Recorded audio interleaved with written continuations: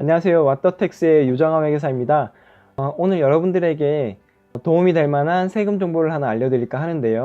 바로 중소기업에 취업한 청년, 60세 이상인 사람, 장애인, 경력단절 여성에 대한 소득세 감면 규정입니다. 자, 그럼 지금부터 내용에 대해서 알아보도록 하겠습니다. 중소기업 취업자에 대한 소득세 감면인데요. 우선 대상자는 청년, 만 60세 이상, 장애인, 경력단절 여성입니다. 이 내용에 대해서 전체적으로 일단 한번 살펴볼게요. 청년인 경우에는 2021년 12월 31일까지 취업한 경우에 취업일로부터 5년이 속하는 달까지 90% 감면을 받으실 수 있고요. 만 60세 이상이거나 장애인이거나 경력단절 여성인 경우에는 2018년 12월 31일까지 취업한 경우 취업일로부터 3년이 속하는 달까지 70%를 감면받으실 수 있습니다. 이 두 경우에 모두 다 감면세액의 한도가 있는데요. 그 한도는 150만원입니다. 오늘 살펴볼 내용의 순서를 한번 보도록 하겠습니다. 첫 번째는 대상자, 두 번째는 대상기업, 세 번째는 대상기간, 네 번째는 감면세액, 다섯 번째는 이 내용을 한번 요약해서 한번 더 보여드리고, 여섯 번째는 신청 절차, 일곱 번째는 국세청에서 소개하고 있는 자주 묻는 질문에 대한 답변입니다.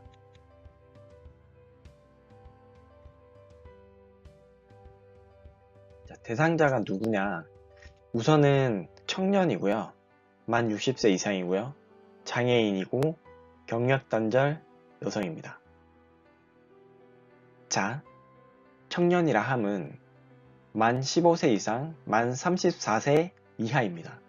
다만 군복무를 이행을 했다면 6년 한도로 복무기간을 연장을 해줍니다. 예를 들어서 군복무를 2년간 이행을 했다면 만 34세 이하가 아니라 만 36세 이하가 되는 겁니다.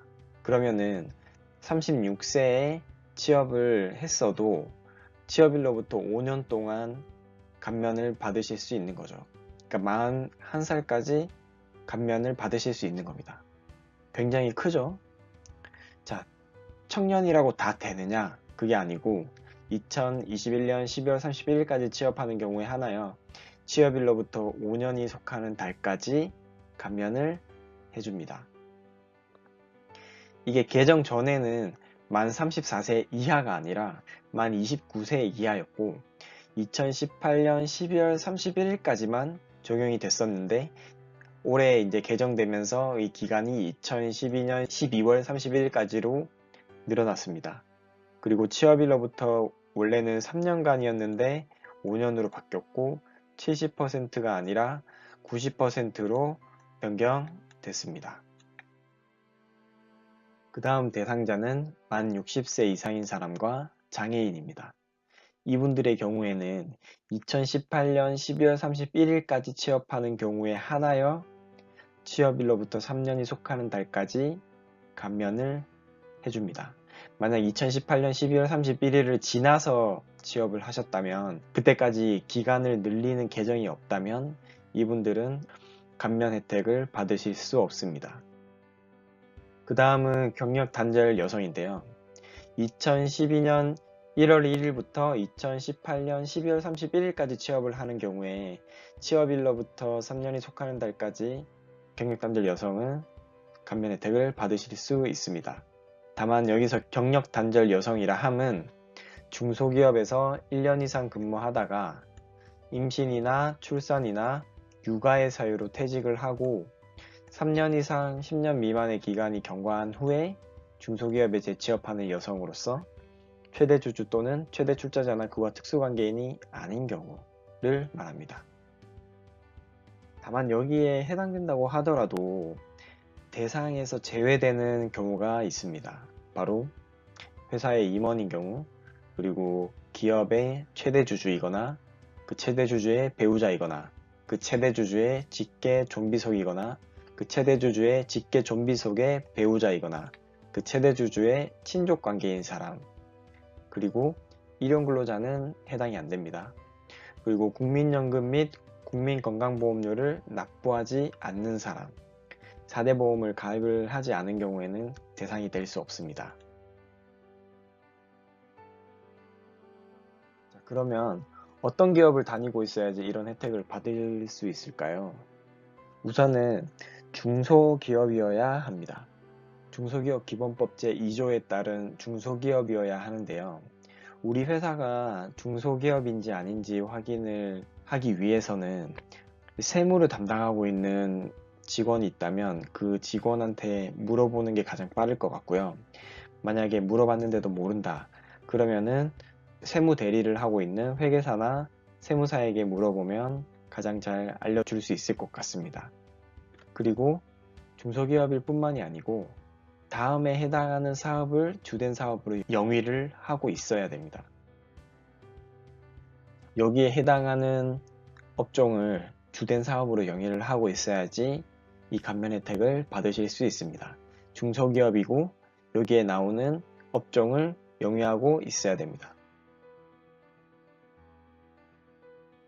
자, 그러면 얼마 동안 감면을 받을 수 있을까요?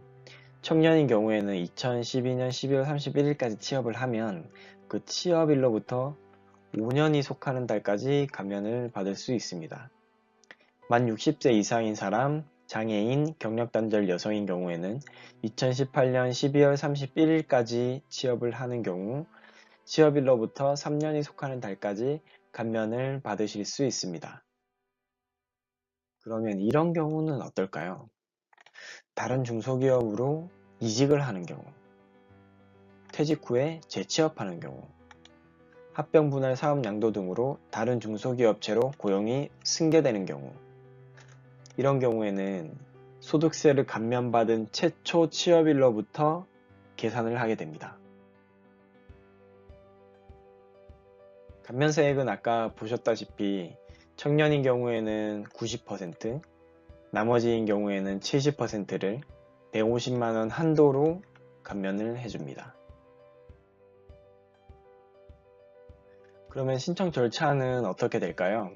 우선 근로자의 경우에는 중소기업 취업자 소득세 감면 신청서를 회사에 제출해야 됩니다. 언제까지? 취업일이 속하는 달의 다음 달 말일까지 제출을 해야 됩니다. 회사에 누구한테 제출하냐?